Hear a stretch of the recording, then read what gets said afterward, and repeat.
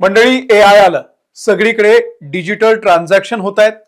UPI, bank खात्याला आधार card सध्या attach झालेलं आहे, ई बँकिंग आहे. पण तरीही बँकांमध्ये होणारे जे घपले आहेत ते काही कमी होण्याचं नाव घेत नाहीये. आयडीएफसी फर्स्ट बँकच्या चंडीगड शाखेमध्ये असंच काहीसं घडलेलं आहे. तब्बल 590 कोटी रुपयांचा घोटाळा झाल्याचं बँकेनंच जाहीर केलंय. विशेष म्हणजे हरियाणा सरकारच्या अकाउंटमध्येच हा सगळा घोटाळा झालाय आणि हे करणारे बँकेचे कर्मचारी होते. बघा, या घोटाळेबाजांची किती हिंमत वाढलेली आहे. हा फ्रॉड नेमका कसा झाला आणि कसा उघड झालाय सगळं तुम्हाला अगदी सविस्तर सांगतो. व्हिडिओ शेवटपर्यंत बघा, कारण आपल्या सगळ्यांचा पैसा या बँकांमध्ये असतो. आपण सतर्क असलं पाहिजे. नमस्कार, मी अमोल किन्होळकर. आपण पाहत आहात महाराष्ट्र टाइम्स ऑनलाईन. आता प्रत्येक राज्य सरकारचं एक बँक अकाउंट असतं, तसं ते हरियाणा सरकारचं होतं. आयडीएफसी फर्स्ट बँक सोबत हरियाणा सरकारचं टायअप होतं की आमचं खातं तुमच्या बँकेमध्ये, आमचे सगळे आर्थिक व्यवहार आम्ही याच खात्याच्या मार्फत करणार. आता नेमकं काय झालं तर हरियाणा सरकारनं सांगितलं की आमच्या खात्यातले जे काही पैसे आहेत तुमच्या बँकेमध्ये ते तुम्ही दुसऱ्या अकाउंटमध्ये ट्रान्सफर करा आणि हे खातं बंद करून टाका. पण हरियाणा सरकारनं सांगितलेला आकडा, म्हणजे त्यांच्या पासबुकवरती जो आकडा होता तो आणि त्यांच्या खात्यामध्ये असलेला ऍक्च्युअल बॅलन्स यामध्ये मोठी तफावत होती.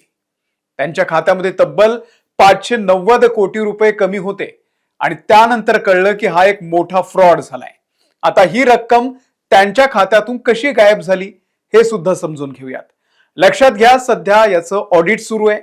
चौकशी अंती बऱ्याच गोष्टी बाहेर येतील. पण जी प्राथमिक माहिती आहे त्यानुसार हा घोटाळा कुठल्याही पद्धतीचा सायबर हॅक नव्हता. म्हणजे हल्ली होतात ना, अकाउंट हॅक करून त्या खात्यातले पैसे दुसऱ्या खात्यामध्ये टाकले जातात, तसं या प्रकरणामध्ये झालेलं नाहीये. तर यासाठी घोटाळेबाजांनी जुनी पद्धत वापरली, म्हणजे बनावट चेक जमा केले. बॅलन्स तपासताना सरकारी खात्यातील शिल्लक आणि बँकेच्या रेकॉर्डमध्ये मोठी तफावत होती. बँकेनं जेव्हा हे सगळं चेक केलं त्यानंतर या 4 कर्मचाऱ्यांनी बनावट चेक बनवले, हाताने लिहिलेल्या पावत्या आणि अनधिकृत व्यवहारांमधून हे पैसे हडपल्याचं समोर आलंय. आणि हे आयडीएफसी फर्स्ट बँकेच्या कर्मचाऱ्यांनीच केलंय. बँकेचे कर्मचारी आणि बाहेरचे काही लोक या सगळ्यांनी मिळून हा फ्रॉड केलेला आहे. ज्यांच्याकडे पॉवर होती, अथॉरिटी होती, जे सगळे ट्रान्झॅक्शन मॅनिप्युलेट करू शकतात, अशा लोकांचा या सगळ्यामध्ये हात होता. आता यात कोणाचा सहभाग होता तर 4 जणांना, जे बँकेचेच कर्मचारी आहेत, त्यांना सस्पेंड करण्यात आलेला आहे.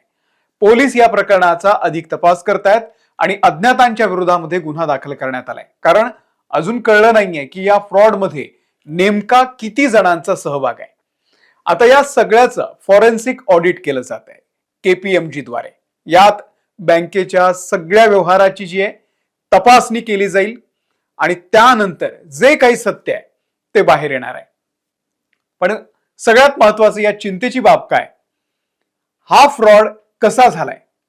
सरकारचे पैसे परस्पर वेगळ्याच खात्यामध्ये वळवले, हे कोणालाच अजूनही कळलं कसं नाही. म्हणजे हरियाणा सरकार म्हणालं की आमचं खातं बंद करा, त्यात इतकी इतकी अमाऊंट आहे, हे त्यांनी बँकेला सांगितलं. त्यानंतर चेक झालं, तोपर्यंत कोणाला याचा पत्ताच नव्हता. आणि अमाऊंट काही थोडी थोडकी नाहीये, तर तब्बल 590 कोटी रुपयांची अमाऊंट आहे. म्हणजे तुमच्या खात्यातले पैसे जे तुम्हाला पासबुक वरती घरी दिसतायत ते बँकेत असतील याची गॅरंटी काय? बँकांनाही कळत नाही, कारण तिथलेच लोक पैसे लुटतायत. आणि काय तुम्ही डिजिटल बँकिंग, ई बँकिंगच्या गप्पा मारताय. एआयच्या पुढे निघून गेलेले आहेत आपले घोटाळेबाज. गलगोटियावाले माहिती आहेत ना तुम्हाला. आपल्याकडे घोटाळे करणारे लोक खूप स्मार्ट झालेले आहेत. पोलीस कंप्लेंट झालेली आहे या प्रकरणामध्ये. आता पोलीस जो काय तो तपास होईल. आरबीआयला सुद्धा याची माहिती दिलेली आहे. आणि सगळ्यात महत्वाचं म्हणजे आयडीएफसी फर्स्ट बँकेनं इतर सर्व बँकांना आता विनंती केलेली आहे की हे जे 590 कोटी रुपये हरियाणा सरकारचे त्यांच्या खात्यातून डेबिट झालेत ते दुसऱ्या कोणत्या तरी बँकेच्या खात्यामध्ये जमा झाले असतील, तर त्यांनी ती अमाऊंट लगेच फ्रीज करावी. म्हणजे तो पैसा ज्या कोणी लोकांनी हा फ्रॉड केलाय त्यांना काढता येणार नाही. ही एवढी मोठी घटना घडल्यानंतर बँकेनं आता मोठ्या अमाऊंटच्या ट्रान्झॅक्शनसाठी हाय व्हॅल्यू व्हेरिफिकेशन करायचं ठरवलेलं आहे. आता आरबीआयनं देखील या सगळ्या प्रकरणावरती स्पष्टीकरण दिलेलं आहे की हा जो घोटाळा आहे 590 कोटी रुपयांचा, याची व्याप्ती फक्त त्या चंडीगडच्या ब्रांच पुरतीच मर्यादित आहे. त्यामुळे बँकांवरती अविश्वास दाखवावा अशी काही परिस्थिती नाहीये, असं आरबीआयनं स्पष्ट केलेलं आहे. आता आणखी एक महत्वाचं असं आहे की यामुळे मार्केटवरती परिणाम झाला. जे गुंतवणूकदार शेअर मार्केटमध्ये पैसा लावतात त्यांचं ऑब्व्हियस टेन्शन वाढणार. त्यामुळे काल जेव्हा मार्केट सुरू झालं तेव्हा आयडीएफसीच्या शेअर्सची किंमत 20% कोसळली. म्हणजे गुंतवणूकदारांचं 14,000 कोटी रुपयांचं नुकसान झालं. बरं, आयडीएफसी फर्स्ट बँकेमध्ये हे सगळं घडलं असलं तरी इतर बँकांवरही त्याचा परिणाम होतो. त्यामुळे त्यांचेही शेअर्स थोडेसे डगमगले. सगळ्याच मार्केटवरती या सगळ्याचा परिणाम झालेला आहे. गेल्या तिमाहीचा म्हणजे ऑक्टोबर नोव्हेंबर डिसेंबर या बँकेचा जो प्रॉफिट आहे तो 503 कोटी रुपये होता. पण आता आपण बघतोय की 590 कोटी रुपयांचा तर घोटाळाच आहे. आणि आता हे फायनान्शियल वर्ष संपतंय पुढच्या महिन्यामध्ये, तर बँकेचा जो ओव्हरऑल प्रॉफिट आहे 2025-2026 या आर्थिक वर्षाचा हा 20% कमी होणार आहे, फक्त या एका फ्रॉडमुळे. अर्थात हे पैसे रिकव्हर होतील, पण शेवटी तुमचं रेप्युटेशन जे खराब व्हायचंय ते झालंच ना. आणि तुमचे आर्थिक व्यवहार लोक कमी करतील, त्याचा परिणाम अर्थात तुमच्या पुढच्या प्रॉफिटवर सुद्धा होणार आहे. कोणी म्हणेल की मी माझे पैसे अशा बँकेत का ठेवू ज्या बँकेतले कर्मचारीच फ्रॉड आहेत. आता बँकेनं आणखी एक माहिती दिली की आम्ही या सगळ्याचा इन्शुरन्स करून ठेवलेला होता.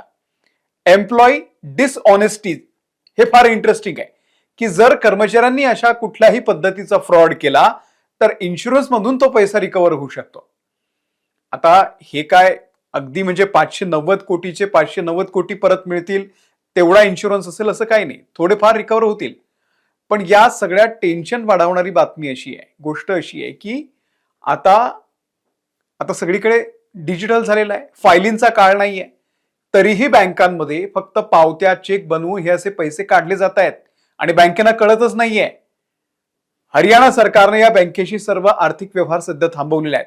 पब्लिक सेक्टर बँकांसोबतच ते आता पुढचे व्यवहार करतील आणि इतर राज्य सुद्धा आता हे अशा पद्धतीचे व्यवहार करणं थांबवणार आहेत. बघा, एका ब्रांचमध्ये झालेल्या घोटाळ्याचे किती दूरगामी परिणाम होत आहेत. यातून बऱ्याच गोष्टींचं पितळ उघड पडलंय. एकतर आपला पैसा बँकेतही सुरक्षित आहे की नाही आपण सांगू शकत नाही. डिजिटल बँकिंग झाली तरी देखील आपण हे असे जे भ्रष्टाचार आहेत, फ्रॉड आहेत, ते रोखू शकलेलो नाहीये, हे सत्य आहे. त्यामुळे यापुढे बँकांशी व्यवहार करताना तुम्ही सुद्धा काळजी घ्या.